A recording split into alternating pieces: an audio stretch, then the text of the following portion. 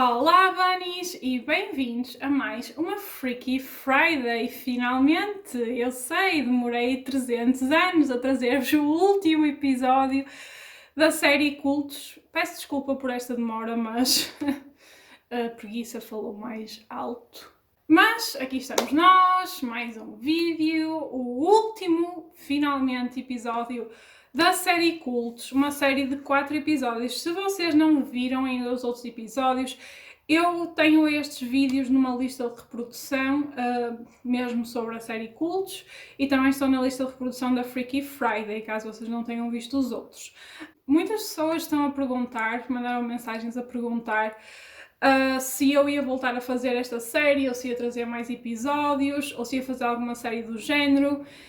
Então é assim, esta série foi uma série porque eu fiz estes vídeos todos seguidos.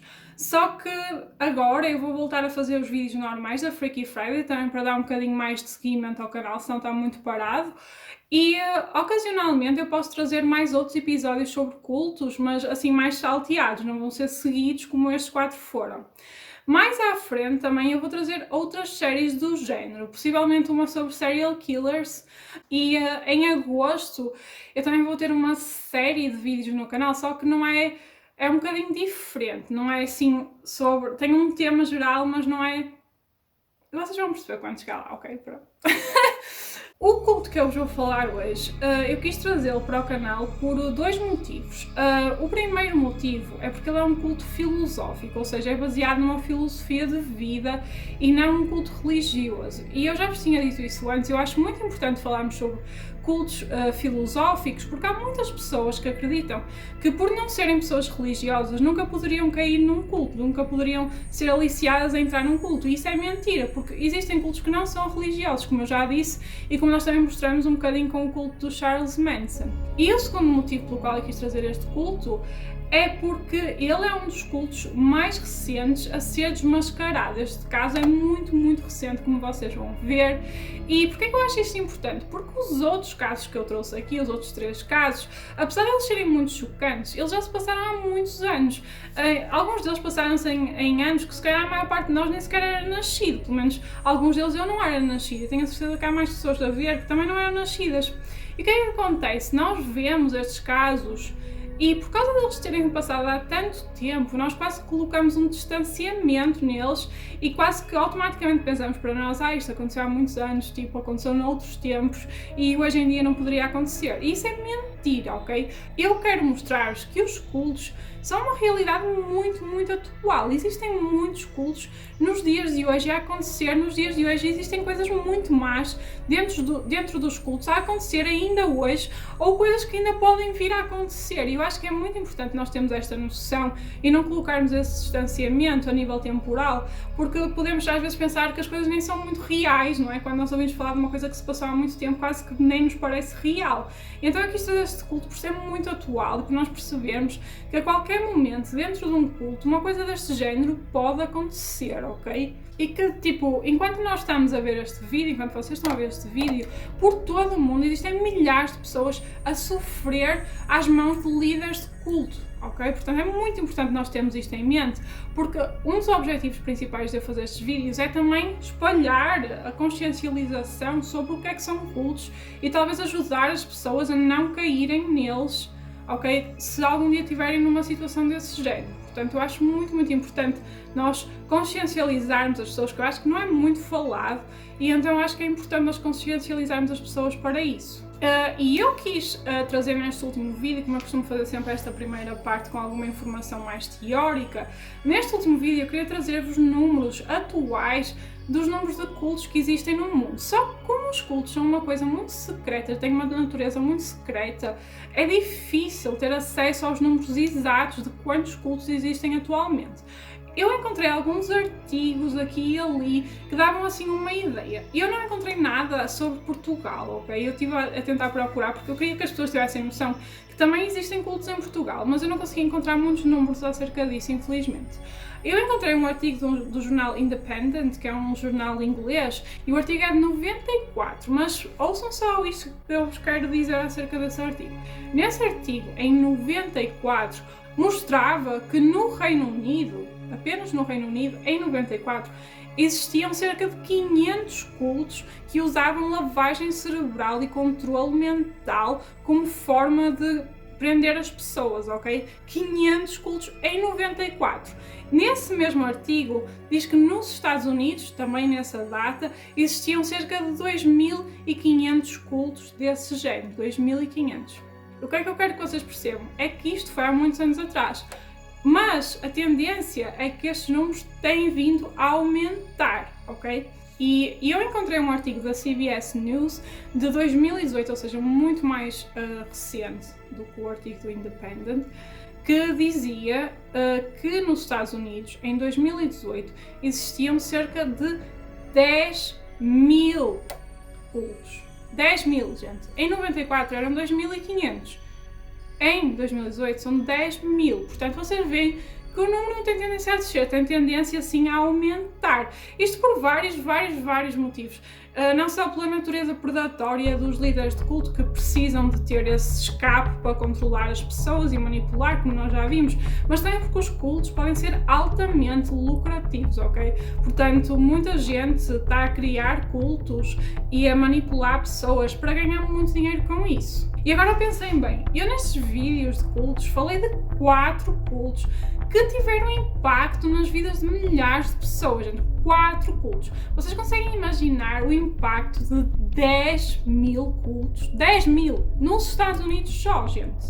Imaginem a nível mundial quantas pessoas, eu arrisco dizer milhões de pessoas, são afetadas por causa de cultos, gente. Por isso é um assunto que vale a pena ser discutido, porque eu acho que quase ninguém fala disso, é uma coisa que é quase secreta e que as pessoas nem falam e varrem para debaixo do tapete e nem querem saber, mas a verdade é que todos os dias muitas pessoas estão a ser aliciadas a entrar para um culto, gente. E é importante nós falarmos, mesmo que seja aqui no meu canal, seja uma dimensão mais pequena, porque nunca se sabe quando um de vocês pode estar numa situação dessas e se vocês se lembrarem daquilo que nós falamos aqui, vão se calhar conseguir identificar melhor o que é um culto, entendem? Para não entrarem.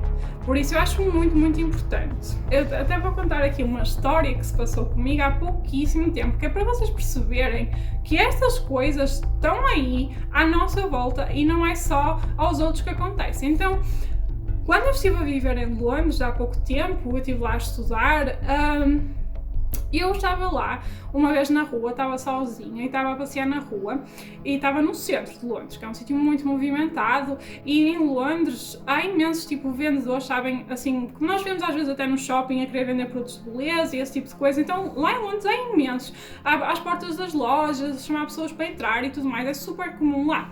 Então eu estava lá a passear na rua, na minha paz, e um rapaz, assim, tipo, um rapaz novo, muito mais novo do que eu, se calhar com 20 e poucos anos, assim, com boa aparência, não sei o quê, super bem vestido e nada de fatinhos estranhos, nem nada, esse vestido normal, mas tipo com um estilo moderno e tudo mais. Ele veio ter comigo e eles estavam à porta de uma livraria. E ele e outro rapaz, acho eu. Então ele veio ter comigo e fez-me tipo umas perguntas, e perguntou-me onde é que eu era, de que país eu era, se eu trabalhava, o que é que eu andava ali a fazer e não sei o quê. E basicamente eles estavam à porta da tal livraria e ele falou-me que estavam a tentar vender um livro de autoajuda, ok? Um livro que basicamente ajudava-nos a tirar o melhor partido dos momentos maus que nos aconteciam, quando tínhamos uma fase mais em baixo da nossa vida, que nos ajudava a pensar mais positivo e não sei o que, era tipo um livro de autoajuda, ok? Observem só isto.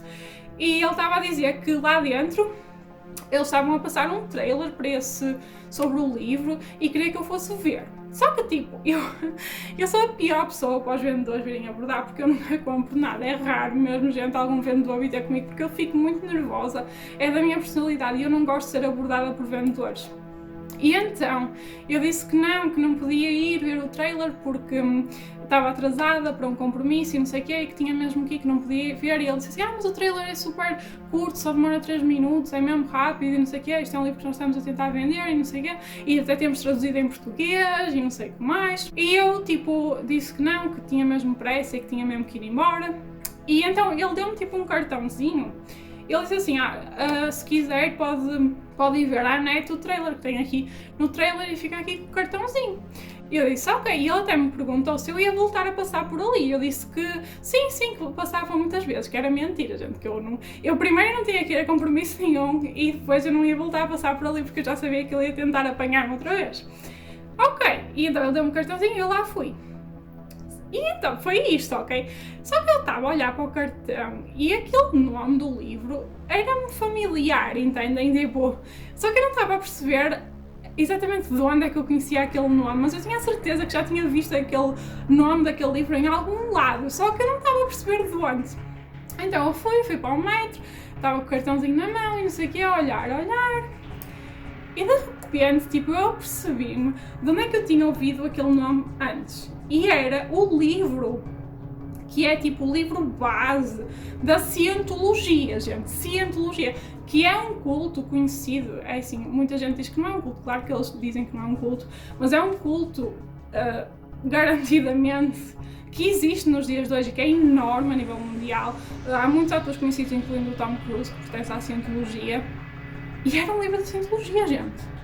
Ele nunca me disse que aquilo era para uma religião, ou para um culto, ou para o que quer que fosse. E ele tentou passar a ideia que aquilo era um livro de autoajuda. E é assim que as pessoas vão, entendem? Porque se eu se calhar até tivesse interesse no assunto, até dizia, sim, ok, vou comprar então um livro de autoajuda. E depois disso eu tenho a certeza que eles iam tentar aliciar com outras coisas. Entendem? Mas reparem, eu tenho um grande conhecimento sobre cultos porque pesquiso muito sobre isso e considero-me uma pessoa alerta acerca disso. Mas não havia nada no discurso daquela pessoa que me fizesse pensar que aquilo era um culto, entendem? Portanto, eles sabem o que estão a fazer e por isso nós temos que ter muito cuidado quando somos abordados por estas pessoas ou às vezes coisas que parecem inofensivas e depois acabam por não ser tão inofensivas assim. Eu quis partilhar esta história com vocês, eu sei que aconteceu em Inglaterra, mas a Cientologia tem sedes cá em Portugal também e, portanto, nós temos que estar sempre muito alerta disto, ok, gente? Nesse artigo que eu li da CBS News, um psicólogo chamado Steve Eichel, ele é um psicólogo que é especializado em cultos a nível internacional, ele dá palestras e tudo, faz muitas coisas sobre cultos, ele é mesmo especializado nisso. E ele então disse nesse artigo 6 sinais que todas as pessoas devem estar atentas para não caírem num culto, entendem? Porque eu acho que a forma mais fácil de uma pessoa sair de um culto é nunca entrar, ok? Portanto, é muito importante que as pessoas estejam atentas. E então, quais foram estes 6 sinais que ele disse para as pessoas estarem atentas? Em primeiro lugar, estar atento a qualquer tipo de pressão exercida por outros indivíduos para nos juntarmos a um determinado grupo. Os recrutadores dos cultos vão tentar que as pessoas tomem uma decisão apressada, baseada na pressão. E isto aqui é exatamente aquilo que me aconteceu lá em Londres. Porque eu estava na rua descontraída, não estava a contar com nada daquilo. E ele queria muito que eu fosse ver o trailer do livro, entendem? É uma pressão que eles fazem, mas eles não vão dizer hey, junta-te ao nosso culto. Não, gente, eles vão usar palavras e vão tentar logo ali manipular a vossa cabeça para vocês nunca perceberem o que é que estão a fazer até que seja tarde demais. A minha sugestão pessoal até seria do género, tipo, nunca entrem num grupo porque outras pessoas vos pedem. Porque geralmente é assim que começam os cultos, entendem? Porque quando é uma religião, imaginem a religião cristã, a muçulmana, a judaica, a budista, whatever, essas religiões não andam na rua tipo, hey, vem para a nossa religião e não sei o quê.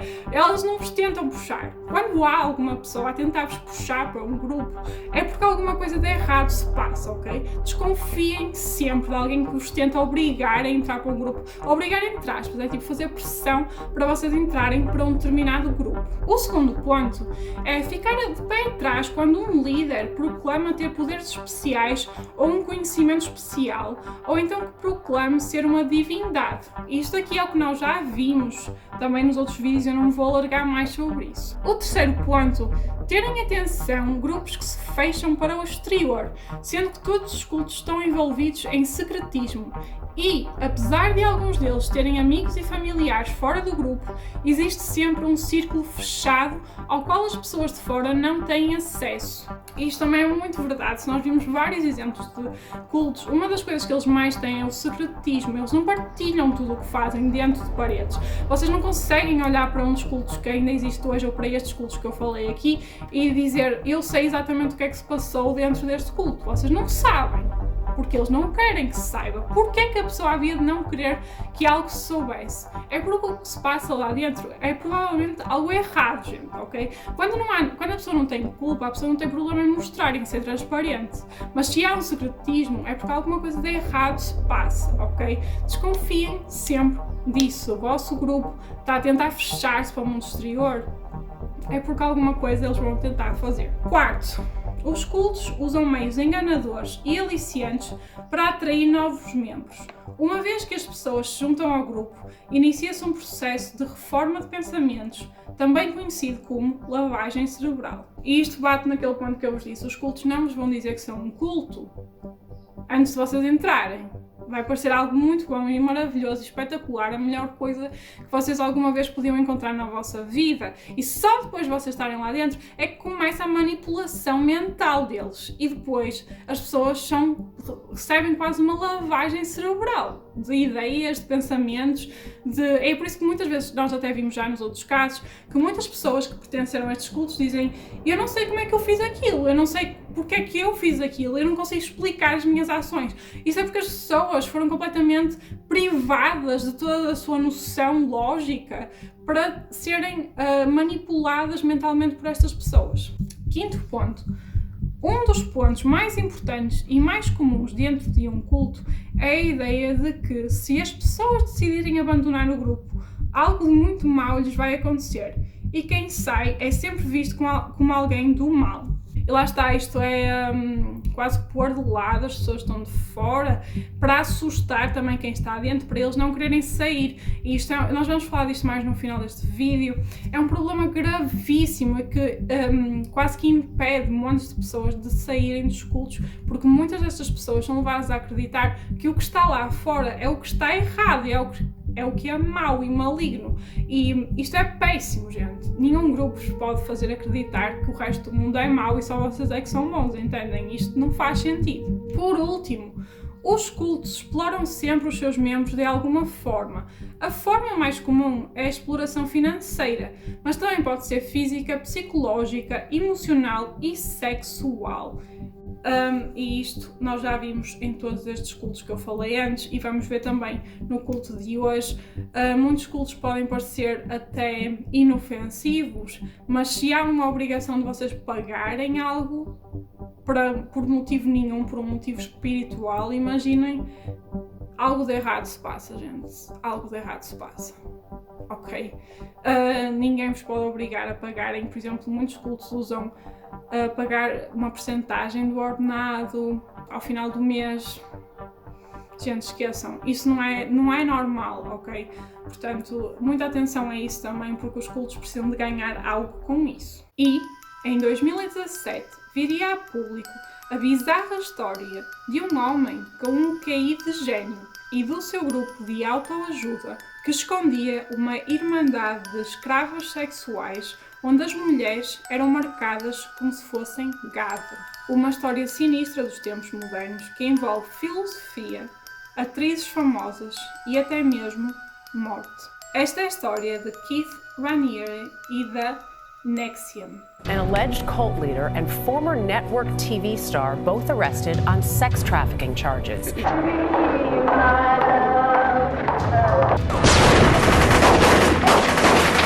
I haven't killed anyone. I say you do exactly what I say. My personal belief is that it's one gigantic hypnotic induction. Tragically, the people inside are directly in the line of fire. But they believe that they're on a path to enlightenment. In all my years, I have never seen anything like this before. If we can't live in peace, then let's die in peace. Did Jesus look like the Son of God? No one thought so, except a few people in his day.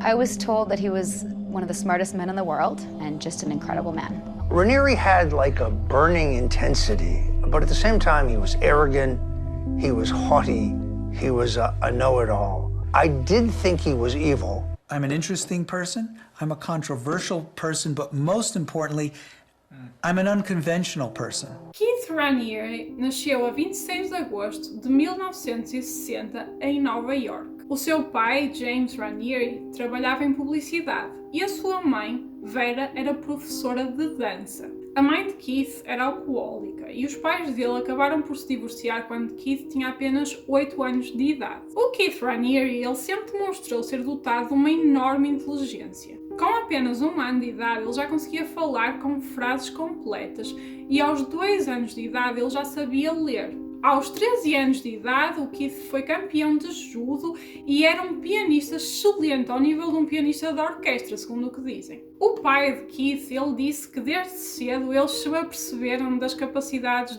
de criança sobredotada do Keith. E ele e a mulher dele, a Vera, eles quiseram que o Keith soubesse disso, soubesse do valor que tinha. Só que quando os pais dele lhe transmitiram pela primeira vez que ele era sobredotado, algo mudou na mente do Keith. E de repente, esta criança começou a comportar-se como se ele fosse uma espécie de divindade que era melhor do que todos e que estava acima de todos. Desde cedo que o Keith mostrou traços da sua personalidade que eram um pouco preocupantes e que se viriam a agravar anos mais tarde.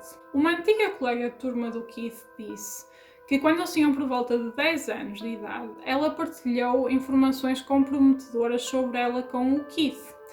E que a partir daí ele começou a dizer: sabes, é como se eu tivesse esta pequena garrafinha de veneno que eu posso segurar por cima da tua cabeça. Eu acho que os teus pais e a tua irmã não iam gostar se eu lhes contasse. E segundo esta antiga colega de turma do Keith, ele nesta altura costumava ligar-lhe várias vezes e só dizia assim, pequenas garrafinhas, para a lembrar disto, fazendo tipo uma chantagem com ela, porque ele tinha aquela informação sobre ela. Então ele usava isso como uma chantagem aos 10 anos de idade, gente. E quando o Keith tinha apenas 13 anos, muitas raparigas ligavam para a sua casa e a mãe do Keith, ela costumava ouvir estas conversas e basicamente o que ela diz é que ele dizia exatamente a mesma coisa a todas elas. E basicamente o que ele dizia era: eu amo-te, tu és especial, és importante, és a única mulher da minha vida e eu amo-te. O que é tipo bizarro, porque eram várias, entendem, gente? E isto denota desde cedo um comportamento muito estranho e muito fora do vulgar para uma criança tão nova já a tentar manipular as pessoas dessa forma. Com 12 anos de idade, o Keith leu as obras completas de Isaac Asimov e este autor ele escrevia sobre o controle da mente. E segundo o Keith, estas foram as obras que inspiraram mais tarde a criação do seu culto. À medida que o Keith ia crescendo, o CQI ia espantando cada vez mais as pessoas.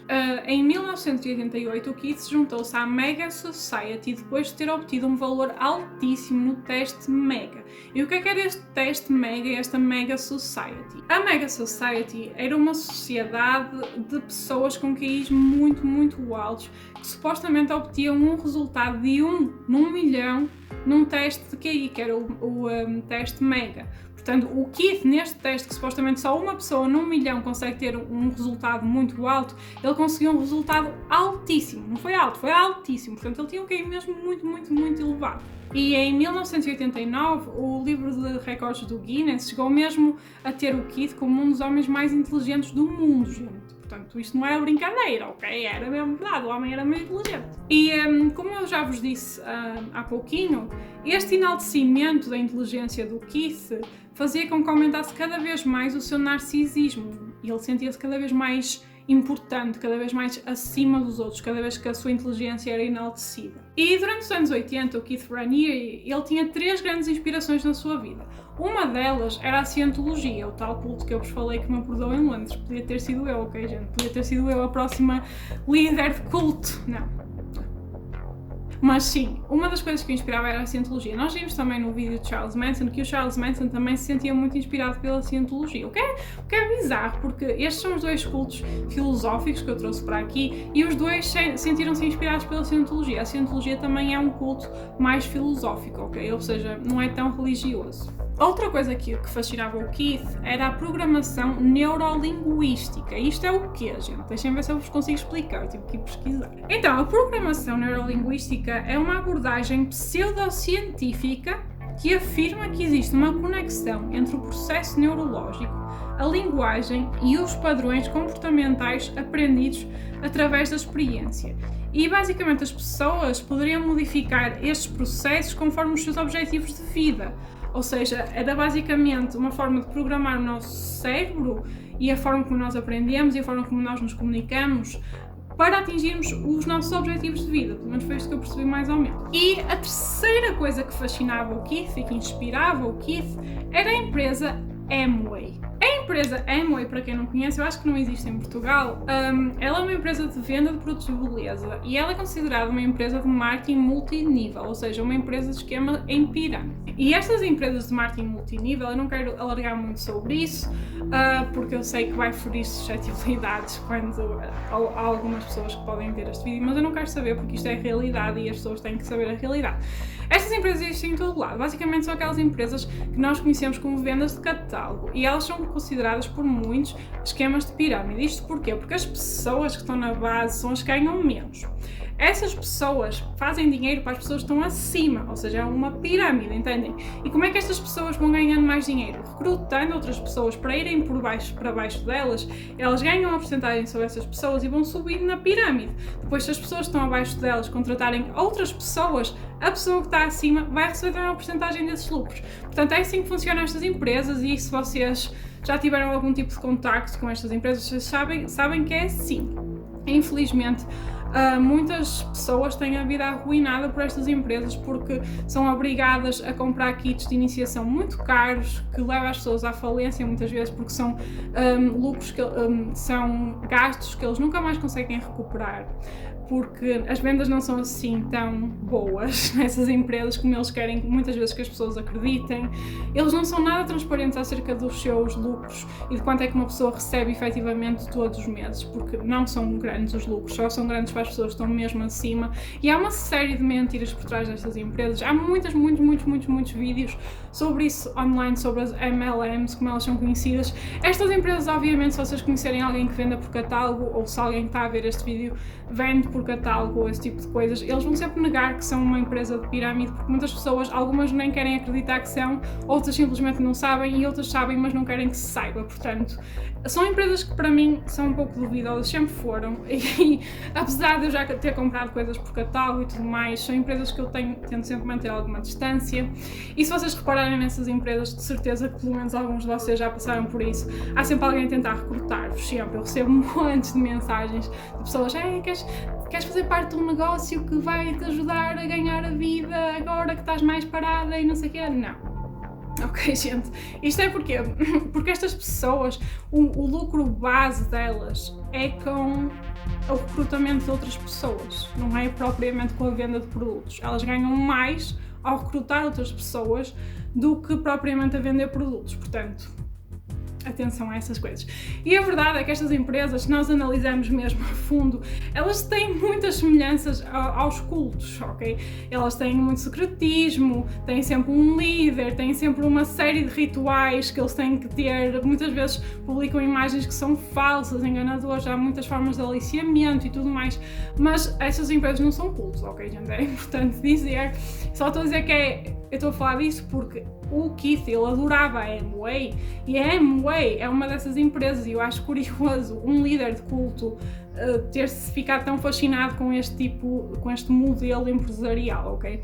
Mas só para que fique aqui explícito, eu não sei exatamente como é que funciona em Portugal, mas eu creio que seja a mesma coisa. Mas nos Estados Unidos os esquemas em pirâmide são ilegais, ok? Portanto, muitas destas empresas, até empresas que nós vemos hoje aqui em Portugal, elas tiveram que pagar muitas multas nos Estados Unidos por serem esquemas de pirâmide e algumas delas tiveram mesmo que sair dos Estados Unidos e ir para outros países por causa disso, por causa de terem aberto processos contra as empresas por causa disso.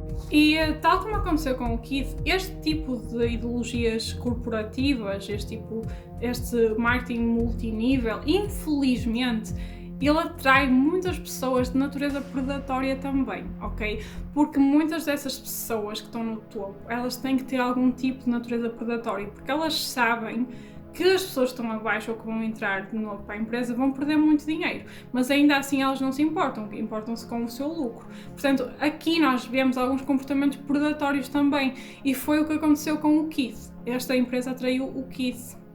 Ok, e fascinou, aliás, ele sentia-se muito inspirado por esta empresa. O Keith, ele sentia-se tão inspirado pela Amway que no início dos anos 90 ele criou a sua própria empresa de esquema em pirâmide, a sua própria MLM, e chamava-se Consumers Byline. His name is Keith Raniere. His idea is called Consumers Byline. Consumers Byline, may I help you? Keith, happy to see you again. Yes, happy to see you too. It's an amazing idea. Yes, well, sometimes it even amazes me. But Consumers Byline is wonderful, and it's working. Yes, well, sometimes it even amazes me.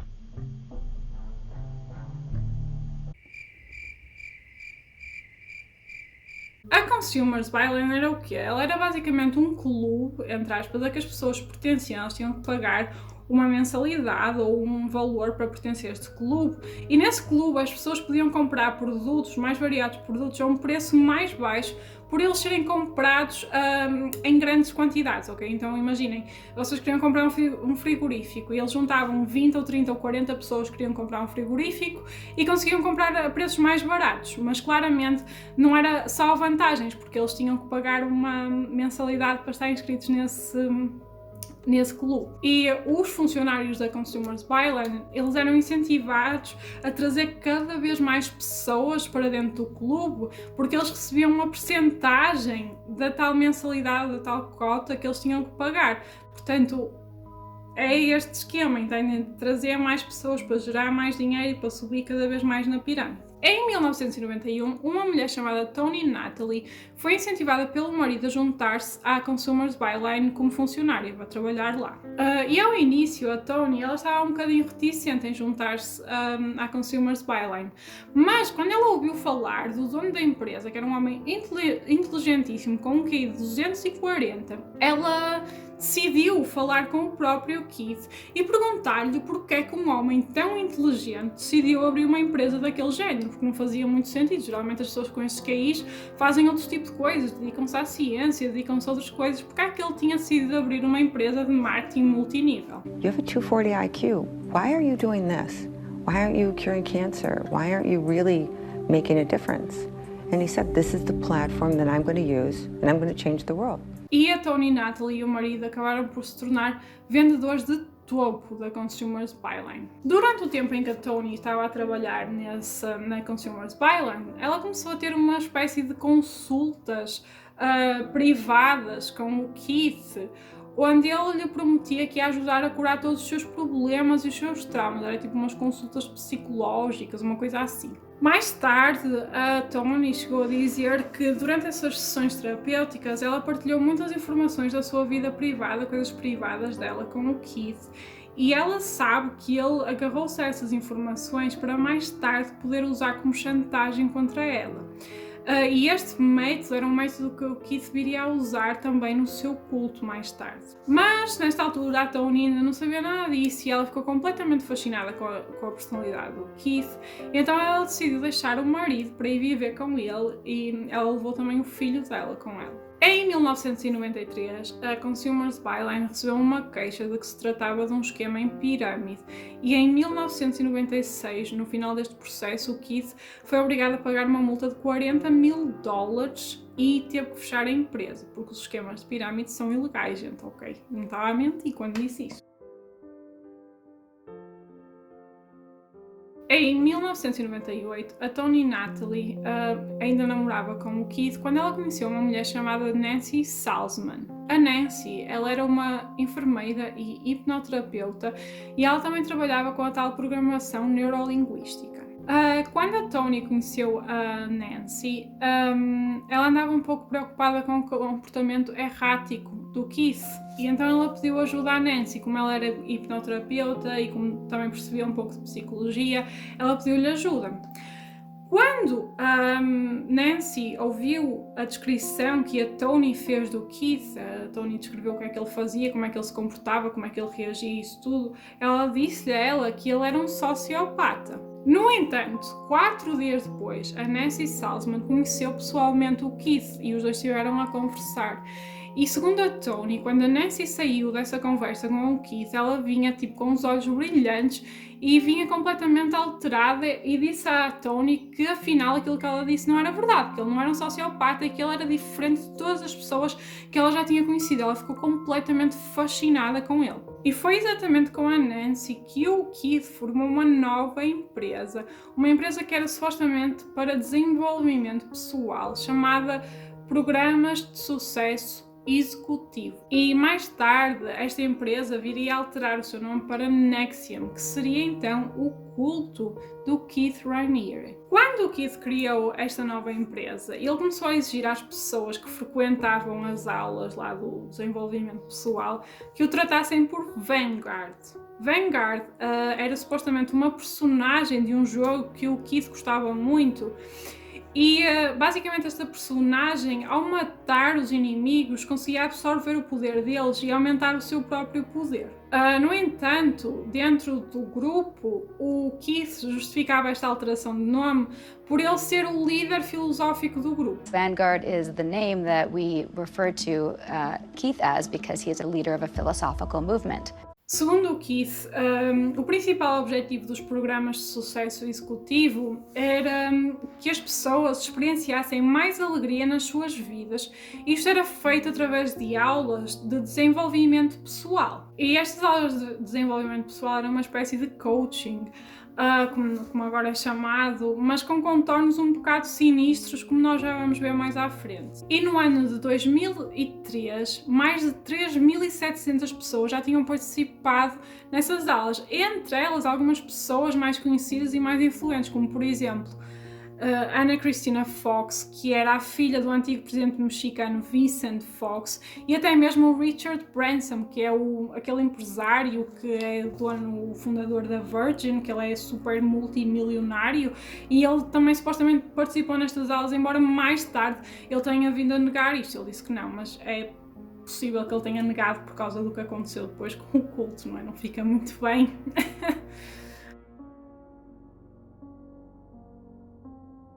Como eu disse antes, o objetivo da NXIVM era o desenvolvimento pessoal que era feito através de aulas. Estas aulas chamavam-se intensives, que eram aulas intensivas que tinham uma duração de 16 dias e podiam decorrer durante pelo menos 14 horas por cada dia. E sabe-se que os preços destas aulas podiam começar nos $7.500 para comprar o pack de 16 dias, que é louco mesmo. E estas aulas, elas eram divididas por módulos e alguns deles tinham títulos bastante bizarros, como por exemplo Drácula e os seus demónios, que falava de psicopatas e dos seus seguidores, o que é só irónico.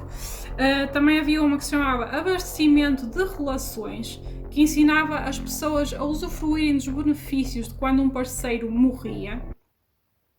Não sei se... Estas aulas, elas começavam sempre com um bater de palmas, uma coisa assim.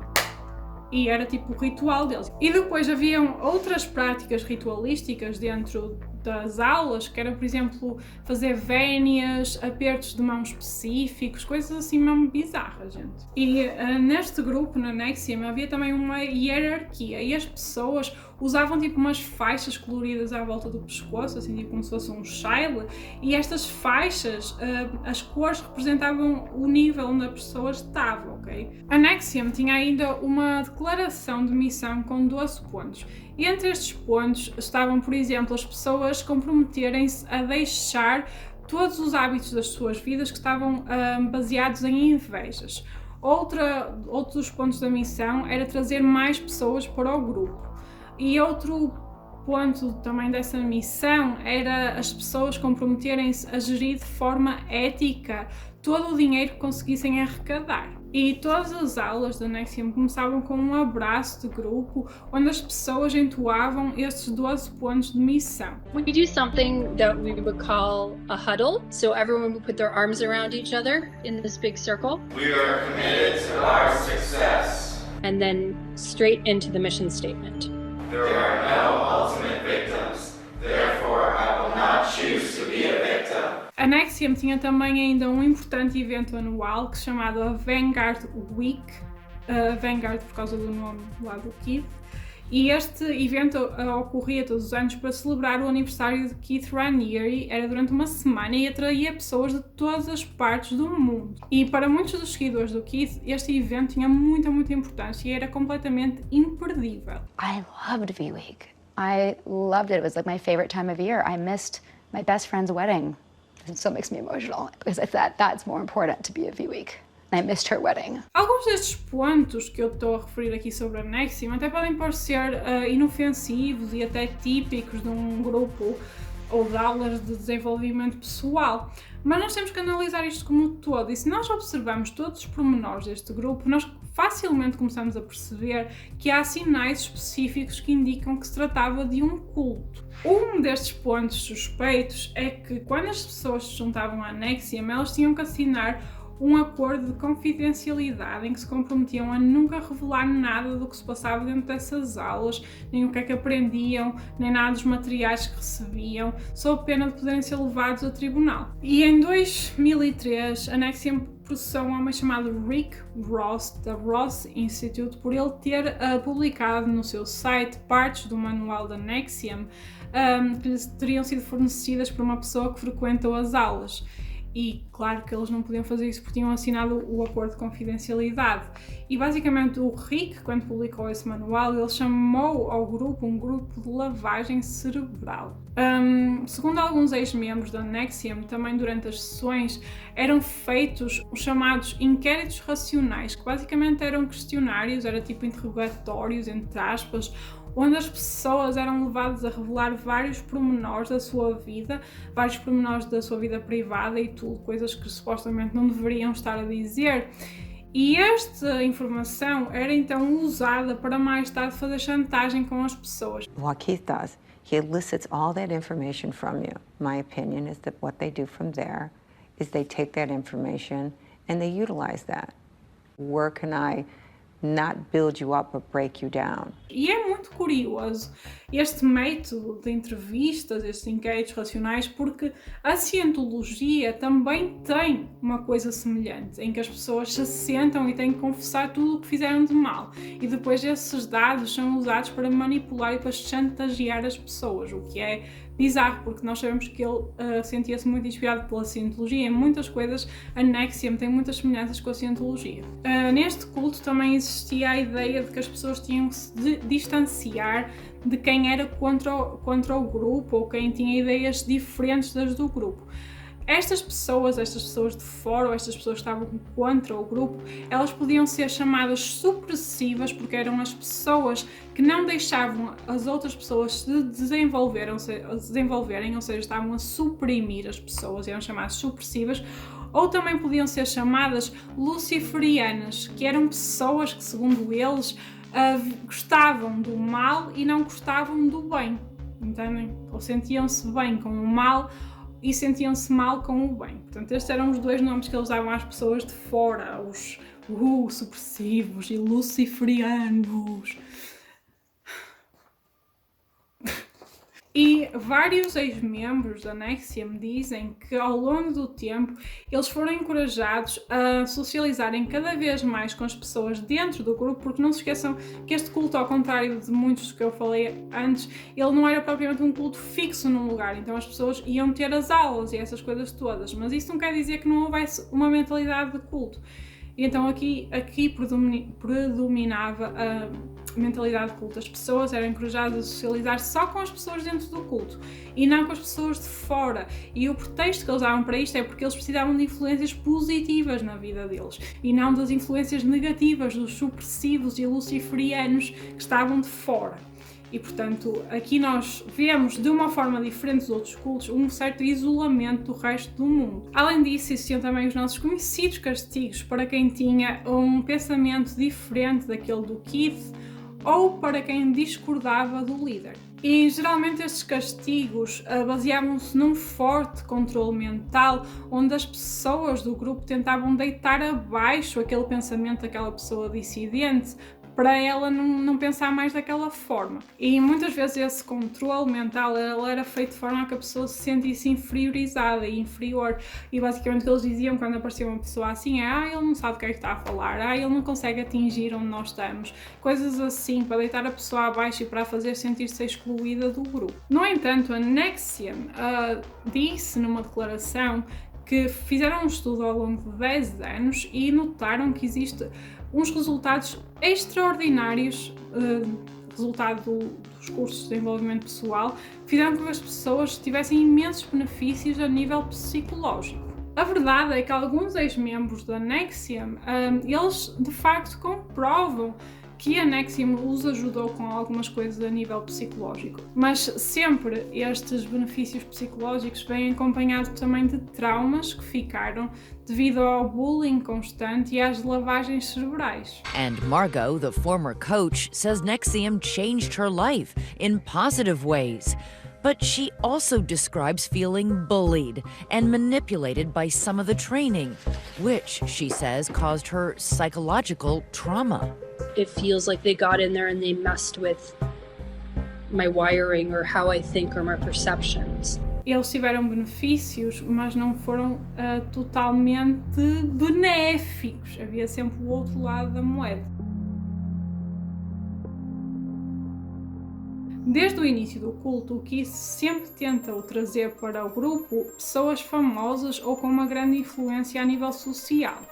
O que, curiosamente, é outra coisa que a NXIVM tem em comum com a Scientologia. A Scientologia foca-se muito em trazer pessoas famosas, que tem muitos atores famosos que pertencem à Scientologia, e a NXIVM tentou fazer um pouco a mesma coisa. Isto é feito porquê? Nós temos que pensar porquê. Em primeiro lugar, geralmente estas pessoas famosas ou mais influentes, elas têm um grande poder económico, então conseguem trazer muito dinheiro para dentro da NXIVM ou da organização. O outro ponto é o nível de influência que essas pessoas têm noutras pessoas, entendem? Porque geralmente, quando nós vemos uma pessoa famosa a fazer uma coisa, nós não vamos achar que essa coisa é má, entendem?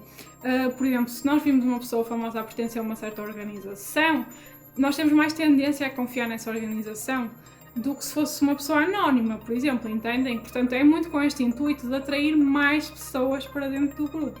Só que, infelizmente, para estas pessoas famosas que se juntaram ao Keith, muitas delas foram arrastadas para o fundo com o Keith e mancharam para sempre a sua imagem a nível público, como nós vamos ver mais à frente no final deste vídeo. Duas das primeiras pessoas mais influentes que o Keith conseguiu trazer para o grupo foram as irmãs Sarah e Claire Bronfman. E estas duas irmãs, elas são herdeiras do bilionário Edgar Bronfman, que tem uma empresa de bebidas alcoólicas de gin chamada Seagrams. Nunca ouvi falar, mas pelos vistos ele é bilionário, portanto. E estas duas irmãs, elas eram tratadas com muito cuidado pelo Keith, porque elas podiam injetar muito dinheiro na organização. E foi o que acabou por acontecer, e sabe-se que grande parte dos luxos que o Keith tinha foram financiados por elas. Jatos privados, grandes mansões, viagens, essas coisas todas, foi tudo financiado por elas. Aliás, segundo o que se sabe, estas duas irmãs deram ao Keith um total de 66 milhões de dólares. They believed that the money was being used for some higher purpose, but Keith Raniere blew through more than $100 million. Having that amount of money, they could now buy off people, they could file lawsuits against people, whatever it is he wanted to do. E vocês podem estar a perguntar, mas por que raio é que estas irmãs milionárias iam dar 66 milhões de dólares ao Keith? Ou porque é que qualquer outra pessoa havia de dar dinheiro ao Keith? A verdade é que quando estas pessoas davam dinheiro a ele, elas não achavam que estavam a dar dinheiro para pagar coisas fúteis, entendem? Não achavam que era para pagar as futilidades do Keith. Não, na verdade eles achavam que estavam a contribuir para uma causa maior, que estavam a contribuir para o bem da organização, em que elas acreditavam muito. E mesmo assim vocês podem pensar que é despropositado, porque é que alguém ia investir tanto dinheiro numa organização, mas é isso. É essa crença nesta causa juntem também a manipulação mental que o Keith fazia com elas, que nós já vimos que aconteceu noutros cultos. Estas pessoas têm o poder de manipular e moldar a mente das pessoas para as levar a fazer o que eles querem. Portanto, foi o que aconteceu aqui também. Outros membros famosos da NXIVM incluíam atores e atrizes, pessoas ligadas à política, pessoas ligadas a grandes empresas, mas talvez os membros mais famosos da NXIVM foram as atrizes Kristen Crook e Allison Mack. A atriz Kristen Crook, ela é mais conhecida pelo seu papel de Lana Lang na série Smallville. Se calhar muitos de vocês até podem nem reconhecer o nome, mas se eu vos mostrar a cara dela, se calhar já vos diz alguma coisa. Eu pelo menos falo por mim, eu nunca vi a série Smallville, mas eu lembro-me da cara dela e lembro-me de a ver nos anúncios da série Smallville. E a Kristen, ela juntou-se à NXIVM em 2006. Pouco tempo depois, ela e a Nancy Salzman, que era aquela mulher, a hipnoterapeuta que ajudou o Keith a montar o culto, juntamente com a filha da Nancy, uma mulher chamada Lauren, elas as três foram até o Canadá para recrutar a atriz Allison Mack. E a atriz Allison Mack, ela também entrou em Smallville, ela conheceu a Kristen na série Smallville e ela fazia o papel de Chloe Sullivan na série. E a Allison, ela sentiu uma enorme ligação com a filha da Nancy, a Lauren, e ela ficou absolutamente fascinada com toda a filosofia da NXIVM. Até porque a Kristen acabou por sair da organização, mas a Allison ficou e acabou por se tornar o braço direito do Keith. E eu estive a pesquisar e existe no YouTube uma entrevista completa entre a Allison e o Keith Raniere e é muito cringe, gente, é muito bizarra. É como se vocês estivessem a ver duas pessoas completamente parvinhas da cabeça que não dizem nada de nada e estão sempre...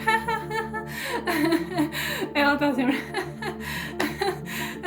Bizarro, gente. Isto é quase ao nível daquela entrevista do Tom Cruise para a Cientologia. Eu sei que este vídeo parece que eu estou a fazer campanha contra a Cientologia, mas é porque estou mesmo, gente. Mas não é nada em particular, é só porque eu acho que tem muitas semelhanças. Mas se vocês quiserem ver essa entrevista, que é 1h30, vão perder 1h30 da vossa vida, mas eu acho que é uma entrevista boa no sentido em que vocês conseguem ver o nível de influência que o Keith tem na Allison, porque ela está completamente reunida, gente. Até os olhos dela brilham na presença daquele homem lindo e maravilhoso que é o Keith Raniere.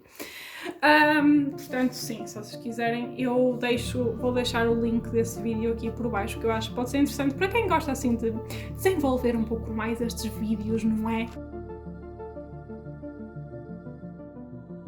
Como nós já vimos noutros vídeos dos cultos, o sexo é uma das formas mais comuns destes líderes exercerem controle sobre as pessoas. O que é fácil de compreender, porque assim, muitas vezes quando nós pensamos em poder, nós imaginamos ter poder económico, ou ter uma liberdade, ou ter muito tempo e não sei o quê. Mas a verdade é que ter poder também é ter poder sobre o parceiro sexual que escolhemos. E para estes líderes de culto que são assim um bocadinho avariados da cabeça, ter poder também significa poder ter quantos parceiros quiserem, quando quiserem, sem que ninguém se chateie com isso, ter mais do que um parceiro e estar tudo bem com isso, e às vezes até ter parceiros considerados proibidos, como é o caso de menores de idade. No caso do Keith Raniere, o sexo tinha um papel central no seu culto e seria também o seu descontrole sexual que ditaria o fim do seu culto. Como eu tinha-vos dito antes, o Keith teve um relacionamento com a Toni Natalie durante 6 anos, que acabou em 1999. Depois de sair deste relacionamento, a Toni fez uma queixa contra o Keith, a queixar-se de abusos sexuais e assédio. Segundo a Toni, com o passar dos anos, o Keith foi se tornando cada vez mais controlador e manipulador, tentando ter controle sobre todos os aspectos da sua vida, até mesmo na questão sexual. When I no longer wanted to have relationships with him any longer, he would rape me. Em 1998, o Keith conheceu uma mulher chamada Christine Marie Melanakos, que tinha sido uma antiga beauty queen, uma rainha de concurso de beleza.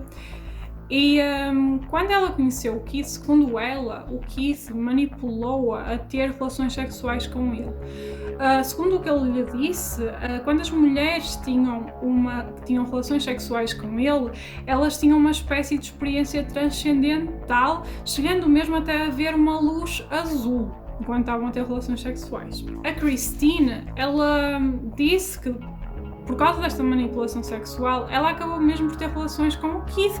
E ela disse que quando teve relações sexuais com o Keith, ela chegou mesmo a ver a tal luz azul. Para vocês verem o nível de manipulação mental que ele tinha sobre as pessoas, que elas até achavam que viam coisas que não viam mesmo. Além disso, a NXIVM ela era constituída maioritariamente por mulheres e sabe-se que muitas delas tinham relações com o Keith. Segundo o que o Keith ensinava nas suas aulas, as mulheres, o papel da mulher era ser subserviente ao homem. E para ele demonstrar isso, ele próprio tinha uma espécie de harém de mulheres dele. E este harém de mulheres era chamado o círculo interno do grupo. Sabe-se que estas mulheres do círculo interno, elas eram controladas em tudo o que faziam, desde o que comiam, ao que vestiam e até a forma como cortavam o cabelo. Este tipo de controle de pormenores da vida das pessoas nós vimos a acontecer, por exemplo, com o último culto que eu falei, o culto do David Koresh. Ele também controlava o que as pessoas comiam e até tinha regras muito estranhas sobre a comida. E como nós vimos nessa altura, estas são pequeníssimas formas de manipular e inserir a manipulação diariamente na vida das pessoas. Sabe-se também que estas mulheres do círculo interno, sempre que elas engravidavam do Keith, ele obrigava-as a fazer um aborto. Ao que se pensa e ao que se sabe, de certa forma, o Keith também tinha relações sexuais com menores, embora ele nunca tenha sido acusado formalmente de pedofilia. Em 2005, por exemplo, veio à tona que o Keith Raniere tinha relações sexuais com uma menina chamada Camila, que tinha apenas 15 anos na altura. De uma forma ainda mais chocante, na minha opinião, sabe-se também de fonte praticamente segura de ex-membros do culto que muitas pessoas ofereciam às suas filhas, ainda crianças, para o Keith ter relações sexuais com elas, também muito à semelhança do que acontecia com o David Koresh. One of Raniere's longtime followers sent an email in which she told Raniere, "You can have my daughter." She was only 15 years old at the time. E existe ainda um clipe do Keith, do próprio Keith a falar, ou seja, não é inventado, que eu vou tentar inserir aqui, mas se eu não conseguir inserir, ele está num documentário muito interessante chamado Lost Women of NXIVM, e eu vou deixar o link por baixo porque eu acho super interessante esse documentário, está mesmo muito bem feito. Often when you counsel people who were, say, children of what you call abuse, you know, the little child, some little children are perfectly happy with it until they find out what happened later in life, and then it's more society that abuses them. Neste clipe, onde nós vemos o Keith a falar sobre isso, nós vemos uma coisa que também é muito comum aos líderes de culto, que é basicamente tentar alterar a realidade e as normas da sociedade e aquilo que é socialmente aceito, tentar torcer e manipular isto de forma a criar uma nova realidade que encaixe exatamente naquilo que ele quer. Porque se eu conseguir convencer as pessoas que meu Deus, isso para mim é absurdo, gente. Que as crianças que sofrem abusos sexuais gostam e que é a sociedade que depois as faz sentir culpadas, então depois as pessoas iriam aceitar mais facilmente que ele tivesse relações sexuais com crianças, porque supostamente ele não estava a fazer nada de mal e elas até gostavam. Eu já disse que eu tenho um grande problema com pedófilos, gente. Eu não consigo, entendem? Ficar aqui tipo... E por mais que este culto do Keith Raniere fosse muitas vezes rotulado um culto de abusos sexuais, o que eu vim a descobrir nesta pesquisa que eu fiz para este vídeo é que havia um lado muito mais sinistro para o culto de Keith Raniere. Ao fazer a pesquisa para este vídeo e depois de pesquisar muito, foi uma informação que não estava disponível assim tão à tona e tão à superfície como as outras, e que eu já vi muitos documentários sobre o Keith Raniere e eu nunca ouvi falar disto, gente, e eu acho, não é porque seja informação desconhecida, eu acho que só muito recentemente é que muitas destas coisas foram levantadas, porque eu descobri o tal documentário Lost Women of NXIVM, que é um documentário de novembro de 2019, acho eu, ou seja, muito recente. E nesse documentário o que eu vim a descobrir é que existem pelo menos 4 mulheres cujas mortes e desaparecimentos estão por explicar e que parecem estar ligados à NXIVM. E isto para mim foi muito surpreendente quando eu descobri, sou mesmo sincera, porque eu, quando trouxe este culto, eu trouxe também um pouco com o intuito de ser um culto onde não havia mortes associadas a ele.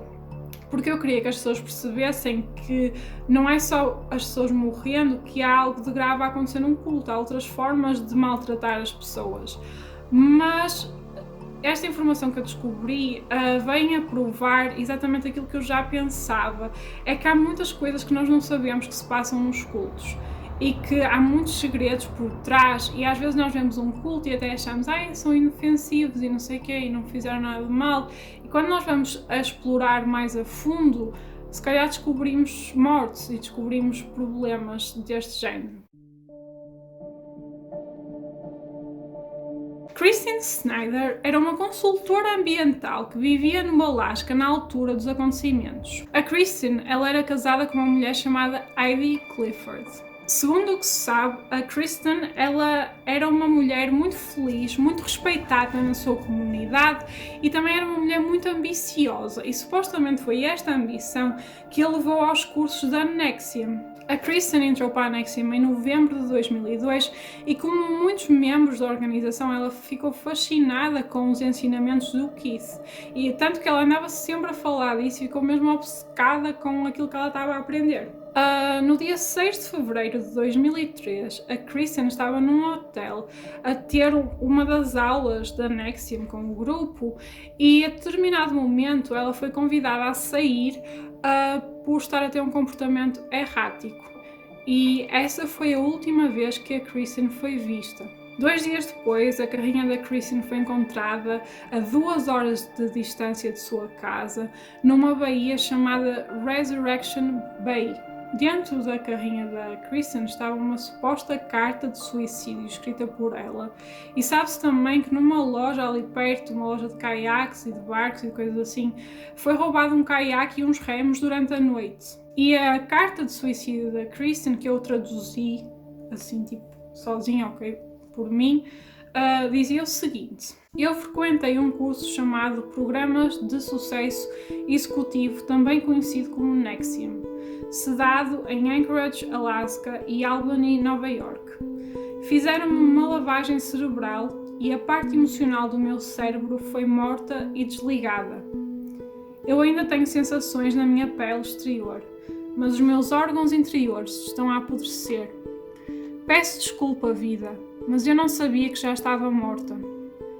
E numa folha à parte dizia: não precisam de procurar o meu corpo.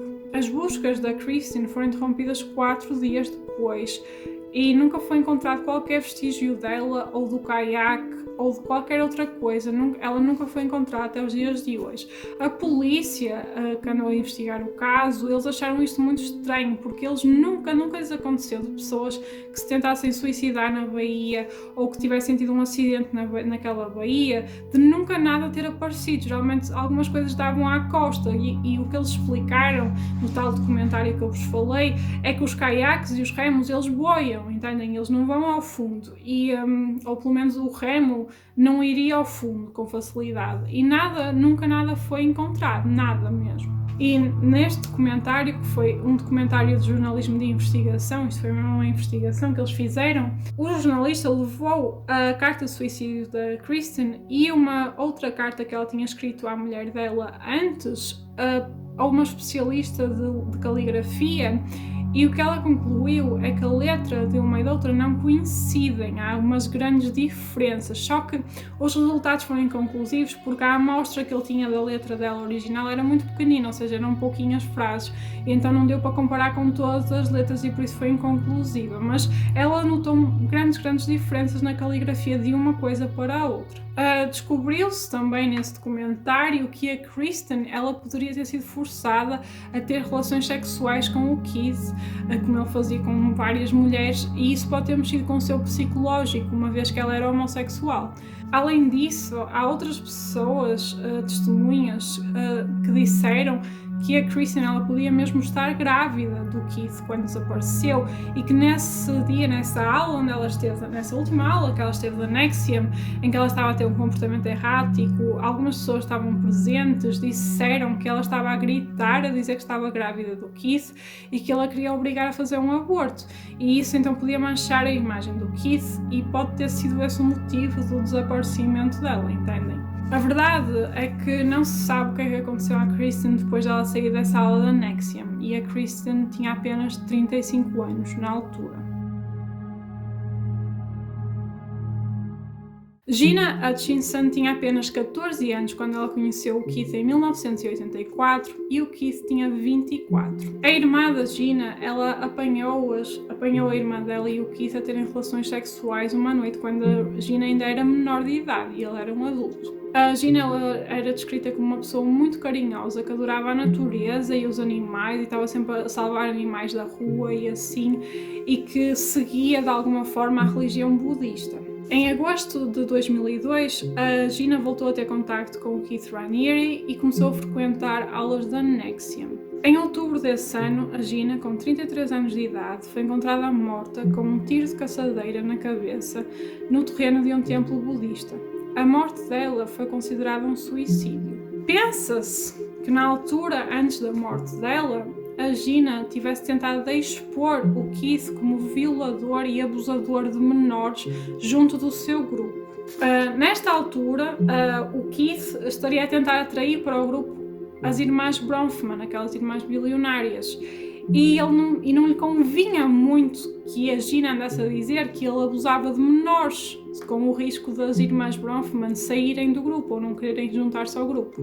E este é o motivo apontado como para um suposto assassinato da Gina.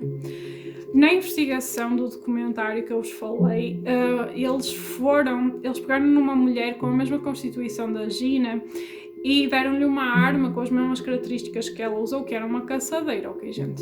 E tentaram pô-la exatamente nas mesmas condições que a Gina estaria para disparar a arma para ver se seria possível, porque a caçadeira é uma arma muito grande, gente, entendem? Então, não é a arma mais óbvia para um suicídio, ok? E quando eles fizeram esse teste com essa mulher, ela simplesmente não conseguia chegar ao gatilho da arma, ok? Ela não conseguia disparar a arma. Eles disseram lá que ela podia ter ajuda, tipo, sei lá, de uns paus ou de uns galhos ou assim para tentar puxar o gatilho, mas é um bocado improvável, entendem? Além disso, o que a especialista disse é que os suicídios com armas são muito incomuns para mulheres, porque é uma forma de suicídio muito violenta e geralmente as mulheres não se suicidam dessa forma. A Gina, ela não deixou um bilhete de suicídio e não se sabe até hoje por que motivo ela poderia ter querido tirar a própria vida.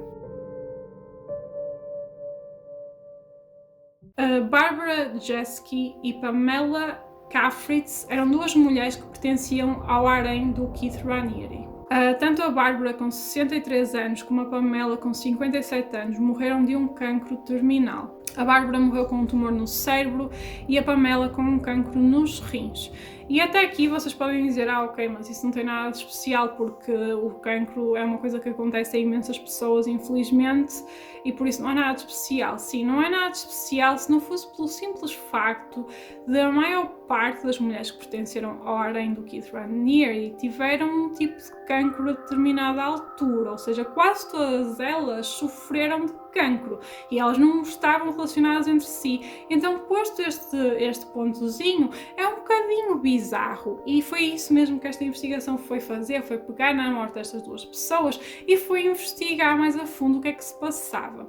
Nesta investigação, o investigador falou com uma das mulheres que pertenceu também ao harém do Keith Raniere e ela tinha uma mecha de cabelo dela, assim, tipo um bocado de cabelo dela, porque ela também teve cancro. E ela, quando teve que rapar o cabelo por causa da quimioterapia, ela guardou aquele bocado de cabelo.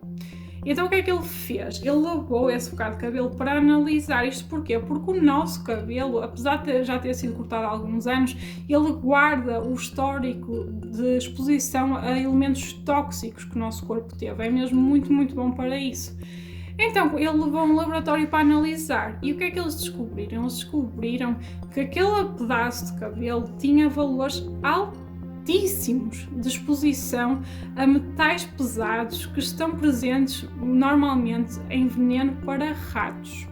E segundo o que o especialista disse, aqueles níveis de exposição foi uma exposição feita de forma crónica, ou seja, ao longo de vários meses, às vezes até anos. E segundo o especialista também, ele disse que este veneno para ratos, se ele for administrado às pessoas em doses pequenas ao longo de um grande período de tempo, ele pode provocar sim vários tipos de cancros. E sabe-se que o Keith, ele controlava todas as refeições que as mulheres ingeriam e por isso não era difícil para ele de alguma forma inserir lá veneno, se ele quisesse. E vocês agora pensam, mas porquê é que ele havia de querer matar as mulheres que pertenciam ao harém dele? Bem, isso foi outra coisa que a investigação também descobriu, é que quando se foi analisar os testamentos destas mulheres, repararam que o Keith era sempre o primeiro beneficiário desse testamento. Ou seja, qual é a teoria? Por mais macabra que seja, honestamente não me custa acreditar que ao fim de alguns anos com aquelas mulheres, quando elas começavam a envelhecer, ele começava a envenená-las e para ficar com o dinheiro delas. Pessoas espetaculares. E a acrescentar a estes casos, existe também o caso de uma mulher chamada Christine Caffey. A Christine, ela estava tão magra quando estava no harém do Keith, que ela não se apercebeu que estava grávida. Quando ela se apercebeu que estava grávida do Keith, ela já estava com 8 meses de gravidez. Ou seja, não é tão fácil fazer um aborto. E então o que é que eles queriam? Eles queriam ficar com o bebê dela, porque era tipo o filho do Keith. E o que é que acontece? Ela fugiu do culto. E teve que se esconder e ocultar a identidade dela e tudo mais. E ela continua escondida até os dias de hoje, gente, com medo que seguidores do Keith ainda vão tentar apanhar, entendem? E apanhar a ela e ao filho dela. Mas sem uma acusação formal e sem provas ainda mais concretas do que estas, nós podemos apenas especular se o Keith esteve ou não envolvido nestas mortes e neste desaparecimento. Mas a verdade é que são coisas muito suspeitas e não era nada de novo um líder de culto tentar matar ou fazer com que uma pessoa desaparecesse, entendem? Portanto, eu tenho as minhas dúvidas, porque eu acho que ele seria capaz disso e muito mais. Portanto, claro que não posso dizer que ele fez, porque não é justo também fazermos isso, não é que eu queira saber se é justo ou não, mas tecnicamente não podemos fazer isso sem uma acusação formal, mas que é bizarro ok? Portanto, digam-me a vossa opinião se vocês concordam que é um bocado bizarro. Além disso, além destas coisas todas bizarras, existe também um vídeo filmado às escondidas do Keith a falar. Este homem, quando fala, a sério, ele diz tudo o que não deve dizer, em que ele diz que pessoas já tiveram que morrer por causa das suas crenças. If you say your own opinion, you can destroy people's lives. That is the nature of becoming prominent. So, but do you see this as a problem? I see that this group does not understand this. Okay. I've been shot at because of my beliefs. Right. I've had to make choices. Should I have bodyguards? Should I have them armed or not? Right. I've had people killed Right. because of my beliefs and because of their beliefs and because of things that I've said.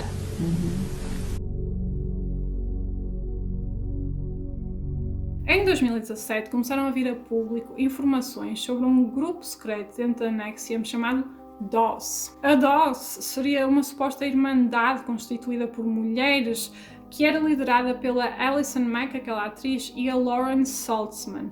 E supostamente os membros desta irmandade, as mulheres que pertenciam a esta irmandade, elas tinham acesso exclusivo a encontros com o Keith Raniere e eram consideradas a elite das elites. Todos estes privilégios, obviamente, vinham com um preço para as mulheres que eram convidadas a participar, e o preço, neste caso, era mesmo a escravatura sexual. As mulheres da DOS, elas eram tratadas como escravas sexuais e eram obrigadas a ser submissas e a obedecer aos mestres delas, que seriam, neste caso, o Keith, a Lauren e a Alison. E para pertencer a este grupo havia um ritual de iniciação bastante bizarro.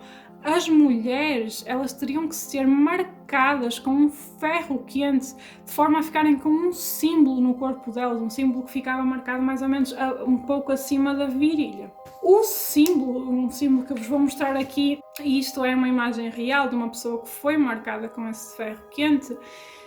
Inicialmente elas pensavam que era um símbolo do latim, mas ao fim de algum tempo elas descobriram o verdadeiro significado por trás deste símbolo. The 4 elements were Keith's initials from one side and AM for Alison Mack from Dead On. But I didn't see that at the time. O símbolo, numa perspectiva, representava as iniciais do Keith Raniere e noutra perspectiva representava as iniciais da Alison Mack. E o próprio nome DOS era um acrónimo para uma frase em latim que dizia Dominus Obsequio Sororium. Gostaram deste latim? Estou a melhorar. Que significa Mestre das Mulheres Submissas. A Sarah Edmondson foi uma das mulheres que foi marcada com este ferro quente. Ela disse que quando foi convidada para o encontro, ela pensava que elas iam receber tatuagens e ela não sabia à partida que eram ferros quentes na pele. E ela descreve aqui esta experiência traumática. What was that like? It was worse than childbirth. Imagine a hot laser dragged across your flesh for 30 minutes without anesthetic. Antes das mulheres serem aceitas para este grupo da DOS, elas eram obrigadas a fornecer aos líderes fotos delas nuas, e estas fotos eram uma forma de garantir que elas não iam contar o que se passava lá dentro. Mais uma vez, a chantagem através de informações obtidas de forma um pouco ilícita, e era uma forma de as controlar e de fazer com que elas não contassem ou que elas não saíssem, uma coisa assim, entendem?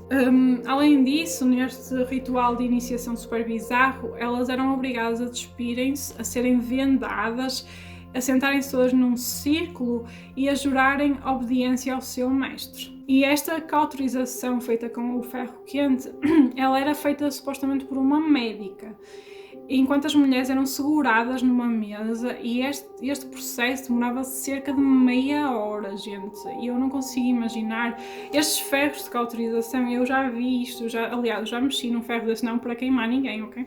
Mas quando eu estava em educação visual, no 5º ano, nós tínhamos que fazer um projeto em madeira que usava isso, e essa porcaria queima madeira, gente, e aquilo é sinistro, é pesado. Imaginar isso na pele de uma pessoa durante meia hora enquanto faz tipo desenhinhos lá, eu não consigo imaginar a dor que deve ser indescritível. Eu precisava de 1000 pessoas a segurar-me, juro que matava todas elas, porque deve ser uma dor.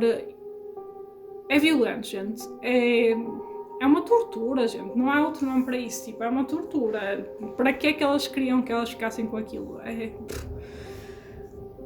Não tenho mesmo palavras para este tipo de maldade que se faz contra outras pessoas. E pensar na atriz Alison Mack, que parece tão boazinha, não é?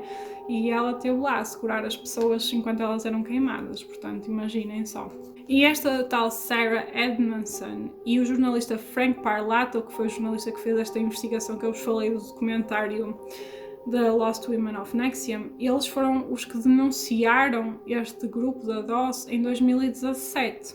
O Keith Raniere, ele negou o seu envolvimento com este grupo. Ele disse que era um grupo criado só pelas mulheres e que ele não tinha nada a ver com aquilo, que foi uma coisa que elas criaram por ideia delas. Só que, no entanto, existe uma gravação de áudio dele a falar com a Alison, a combinar como é que vão fazer o ritual de iniciação. Keith and Alison, January 9th, 6:59 a.m. talking about branding the wall. You guys did it and you weren't completely nude. You think the person who's being branded should be completely nude and sort of held to the table like a, sort of almost like a sacrifice? I don't know if that's a feeling of submission. And the person should ask to be branded. Should say, please brand me, it would be an honor or something like that. An honor I want to wear for the rest of my life. I don't know. And they should probably say that before they're held down, so it doesn't seem like they're being coerced. Okay. We know the depth of our love through pain. It also, of course, videoing it gives collateral. Something that they say initially, although my body may be burned or tortured, my love is stronger. consequência desta denúncia feita da dose, centenas de pessoas abandonaram a NXIVM. Em março de 2018, o Keith Raniere foi preso e ele foi acusado dos crimes de tráfico sexual, conspiração para cometer tráfico sexual e conspiração para cometer trabalho forçado. O Keith Raniere declarou-se inocente. E em abril de 2018, a Alison Mack também foi presa e foi acusada dos mesmos crimes que o Keith, porque ela foi considerada o braço direito do Keith. Ela foi considerada tipo a vice-presidente da NXIVM. Nesta altura, a Claire Bronfman, que era uma das irmãs milionárias, ela ficou responsável por liderar a NXIVM. Mas em junho de 2018 a NXIVM suspendeu totalmente as atividades e a Claire ela foi presa, foi acusada do crime de extorsão, embora tenha sido libertada quando pagou a fiança de 100 milhões de dólares e a Claire teve que ficar em prisão domiciliária nessa altura. Em 2019, a Lauren Salzman, a Nancy Salzman e a Alison Mack declararam-se culpadas nos crimes de extorsão e conspiração para extorsão. A Alison Mack, a atriz de Smallville, que eu continuo a dizer-vos porque para mim é um bocado chocante associar esta pessoa a estes crimes, a Alison, se ela for condenada por todos os crimes que ela cometeu, ela pode apanhar entre 15 anos a prisão perpétua. Em 2019, a Claire Bronfman declarou-se culpada dos crimes de fraude de identidade e de abrigo de imigrantes ilegais. E o julgamento do Keith Raniere ele ainda está a decorrer atualmente, ou seja, ainda não há sentenças para nenhuma destas pessoas, mas se ele for acusado dos crimes, se ele for considerado culpado, ele pode também apanhar uma pena entre 15 anos no mínimo e no máximo prisão perpétua, que eu acho que é o que vai acontecer, não é por nada.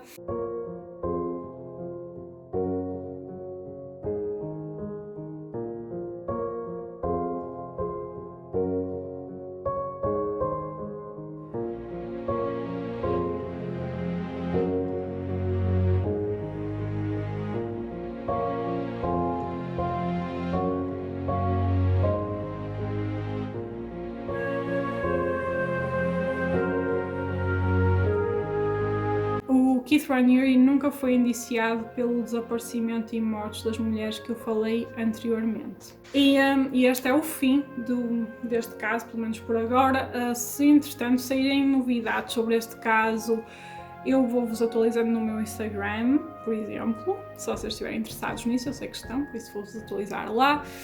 E também este é o fim da série dos cultos. E o que é que eu queria dizer? Em primeiro lugar, eu quero dizer uma coisa muito importante, é que muitas vezes e muitas pessoas acham que eu tenho este canal de YouTube para ganhar dinheiro, para ganhar fama, para isto tudo, e depois muitas pessoas perguntam como é que não tens mais subscritores, como é que não consegues mais, como é que não queres mais, como é que não sei o quê. Mas eu com estes vídeos que fiz sobre a série de cultos, eu percebi a verdadeira importância do meu canal de YouTube. Eu sei que pode parecer um bocado parvo isso que eu vou dizer, mas aconteceu uma coisa que eu nunca esperei que fosse acontecer com estes vídeos. Eu achava que iam ser mais alguns vídeos e apesar de eu sempre ter feito vídeos porque gosto e não para ganhar fama nem para ganhar dinheiro, com estes vídeos eu senti que consegui fazer alguma coisa mais. Eu recebi muitas mensagens ao longo desta série, de pessoas a apoiar, de pessoas que partilharam o vídeo, de pessoas que não conheciam estes casos e que ficaram chocadas e que quiseram partilhar e falar sobre o assunto. E também recebi algumas mensagens de pessoas que pertenceram a cultos a determinado momento das suas vidas e que quiseram partilhar isso comigo. E foi incrível, gente, porque essas pessoas disseram que de certa forma gostaram que eu falasse sobre isso, porque é importante alertar pessoas para não entrarem nesses cultos e também é importante fazer ver que há muitas vítimas dentro dos cultos e que elas não devem ser maltratadas nem ostracizadas pelo resto das pessoas só porque pertenceram a um culto. E isso para mim tem uma importância gigante, mais do que qualquer dinheiro que eu pudesse fazer com este canal, e estou a ser muito sincera naquilo que vos estou a dizer, mais de qualquer dinheiro, mais de qualquer fama, mais de qualquer seguidores. O facto de eu saber que houve pessoas que se sentiram de certa forma ajudadas, ou pelo menos que gostaram de ver uma coisa que se passou com elas bem representada é enorme para mim, é mesmo muito, muito importante. E eu quero agradecer imenso a todas as pessoas que vieram ter comigo e que falaram comigo por mensagens e que partilharam as suas histórias, porque essas pessoas não tinham que partilhar nada comigo, porque basicamente eu sou uma pessoa no YouTube e elas não tinham que partilhar nada comigo, mas eu quero agradecer imenso por elas terem tido essa vontade e por terem partilhado comigo, porque de facto para mim é muito, muito importante isso, porque mais do que fazer um vídeo para entreter as pessoas, é importante nós vermos a realidade do que existe aí e que existem realmente pessoas que passaram por isso e pessoas que estão a passar por isso e que são pessoas reais, que não é tipo uma personagem de uma história, entendem? E então eu quero agradecer e dedico do fundo do meu coração estes vídeos e este vídeo e a série inteira a essas pessoas, as que vieram falar comigo e que partilharam as suas experiências, as pessoas que tiveram a coragem de sair de um culto e que conseguiram ser fortes a esse ponto, e também as pessoas que podem neste momento estar a sofrer dentro de um culto, mas que no fundo são boas pessoas e que não merecem estar a passar pelo que estão a passar. E eu quero dedicar este vídeo a essas pessoas, porque o facto desta série de vídeos ter tido este impacto, para mim foi enorme, foi a melhor coisa que eu podia ter ganho com o meu canal, a sério, sou-vos mesmo muito, muito sincera, é o ponto alto do meu canal para mim, sem dúvida nenhuma, e eu não estava à espera que isso acontecesse, eu não estava à espera que fosse algo tão importante assim, mas eu quero mesmo agradecer do fundo do coração a todas as pessoas que apoiaram imenso isto, mesmo muito, muito, estou-vos extremamente grata.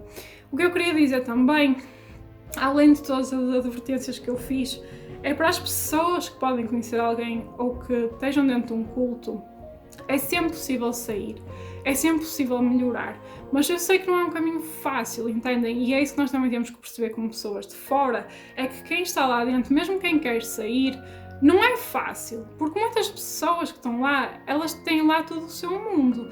Todas as pessoas que as rodeiam, que são mais próximas, muitas vezes estão lá. E é difícil sair e virar as costas a essas pessoas que nós gostamos, entendem? É fácil falar, é fácil dizer, tens que fazer o que é melhor para ti, mas não é tão fácil assim agir, é mais difícil agir. No entanto, eu acho sempre que vale muito, muito a pena, eu tenho que frisar isto aqui, para o caso de alguém que neste momento possa pertencer a um culto, estar a ver isto e estiver com dúvidas, eu acho que vale sempre a pena a pessoa reunir toda a força que tem dentro de si e sair dessa situação, porque vamos melhorar a nossa vida, entendem? É para melhorar a vossa vida. E por mais difícil que seja, eu acho que as pessoas devem tentar fazê-lo e procurar ajuda para o fazer, não o fazer sozinhas. O que eu estive a ver em sites até portugueses que falam sobre isso, sobre sair de um culto, o que eles aconselham lá é a pessoa contactar sempre pessoas de fora do culto. Ou seja, se vocês estiverem a pensar sair, não contactem as pessoas que estão dentro do culto, porque as pessoas que estão dentro do culto, por mais que elas sejam próximas de vocês e por mais que elas gostem de vocês, elas vão tentar trazer-vos de volta para dentro do culto, porque elas também ainda estão sobre essa influência. Então não é uma boa ideia vocês partilharem isso com as pessoas que estão dentro do culto, sobre o risco de elas tentarem puxar-vos outra vez para dentro. Então, o aconselhável é procurar pessoas que estejam fora do culto e que vos possam ajudar a orientar a vossa vida. E isto não tem que ser só pessoas, amigos ou assim. Podem ser também psicólogos, às vezes até advogados, se for necessário, para ajudar-vos, ou assistentes sociais, para ajudar-vos a conseguir sair de uma forma segura e eficaz. É importante também falar sobre a segurança, porque muita gente pode estar a ver estes vídeos e sentir-se quase um super-herói que quer acabar com todos os cultos do mundo. Eu gostava muito que todos os cultos do mundo acabassem, porque os cultos são algo muito mau. Mas a verdade é que nenhum de nós pode acabar com um culto. Eu quero que vocês entendam isso e que não tentem fazer coisas parvas, ok, gente? Porque assim, estes vídeos, eles são informativos, são de entretenimento, mas eles não são um impulso para vocês irem tentar ser heróis de nada. Não se esqueçam que os cultos, muitas vezes, eles são organizações muito poderosas, com muito dinheiro, com muita influência, com muito poder, além dos líderes bastante perigosos que muitas vezes lá estão. Portanto, não é o nosso papel, não é o meu papel, não é o vosso papel tentar acabar um culto ou tentar desmantelar um culto. Isso tem que ficar para as autoridades, ok? Não tem que ficar para nós. Por favor, não se metam a tentar destruir organizações enormes, porque pode ser muito perigoso para vocês e para as vossas vossas famílias e amigos, ok? Portanto, não tentem fazer isso sozinhos, não tentem fazer isso de todo, ok, gente? Se vocês sabem de casos de abusos sexuais, abusos físicos, abusos psicológicos, o vosso dever é fazer queixa às autoridades, para que as autoridades competentes possam ter ações junto disso. Não é tentar serem vocês a desmantelar tudo. Outro conselho que eu também vos quero dar é que se vocês conhecem pessoas que vos são próximas, que estão dentro do culto e que vocês queriam muito que elas saíssem desse culto, deixem só dizer-vos uma coisa: vocês não podem obrigar essa pessoa a sair, ok? O sair de um culto, como eu disse, é algo muito complicado e que exige uma grande força de vontade. É possível, mas existe uma grande força de vontade. Se a pessoa não quiser, se não partir dessa pessoa, não são vocês que a vão convencer a sair. Garanto-vos isso, por mais que esta pessoa possa ser muito próxima de vocês, às vezes mães, pais, filhos, e não conseguem convencer. E o que é que acontece? Quando nós tentamos forçar a pessoa a sair, essa pessoa vai se afastar cada vez mais e vai se refugiar no culto ainda mais, porque vocês de uma certa forma vão estar a confirmar aquilo que o culto lhes diz sempre, que as pessoas de fora são mais influências e que estão a tentar puxar-vos para fora daquele grupo benigno, entendem? Portanto, o meu conselho é que vocês devem sempre falar com as pessoas abertamente e dar a vossa opinião e dizer: "Ei, sabes, tipo, isso não é muito normal, eu não acho isso uma coisa... Porque é que achas que isso aconteceu? Não acho que isso seja uma coisa muito boa para ti, como é que isso te faz sentir?" Essas coisas todas, mas não tentem vilanizar o culto junto de pessoas que estão dentro desse culto, porque o certo é que essas pessoas vão se afastar de vocês. E isso acontece, gente. Por mais que vocês pensem que são muito próximos da pessoa, o certo é que essas pessoas vão se afastar de vocês. Agora, se a pessoa vos procurar e pedir ajuda e disser: "Olha, sabes, estou com dúvida acerca deste grupo", vocês devem então aconselhar, devem então tentar orientar a pessoa da melhor forma. E se vocês não conseguirem sozinhos, lá está, peçam ajuda a profissionais que sabem o que estão a fazer. Então eu queria deixar aqui esta mensagem porque é muito importante. Porque todos os dias acontece pessoas que saem de cultos, pessoas que entram para cultos, pessoas que estão com dúvidas, pessoas que conhecem outras pessoas que estão em cultos. Então, mas é importante nós fazermos as coisas com consciência e não baseados em emoções, ok? É muito importante. E se há coisa que eu quero com estes vídeos é também passar um bocado essa mensagem, ok, gente? E passar uma informação correta e não uma ilusão de que tudo fica super bem e é tudo fácil e tudo perfeito, porque isso não existe, gente, ok? Mas pronto, é isso. Eu quero agradecer mais uma vez, do fundo do coração, sem ser chata, a todas as pessoas que partilharam muito estes vídeos, que vieram perguntar quando é que saiu o próximo e que apoiaram tudo. Eu estou absolutamente sem palavras para todas as pessoas que me apoiaram, não estava mesmo nada à espera. Por isso agradeço-vos do fundo do coração, por tudo mesmo. Mesmo que vocês não vejam mais nenhum vídeo meu, agradeço mesmo do fundo do coração. Significou imenso para mim, especialmente porque é uma causa em que eu acredito, que eu acho que vale a pena ser falada, que não é falada o suficiente. Por isso, obrigada. Vemos no próximo vídeo. Um beijinho enorme. Tchau!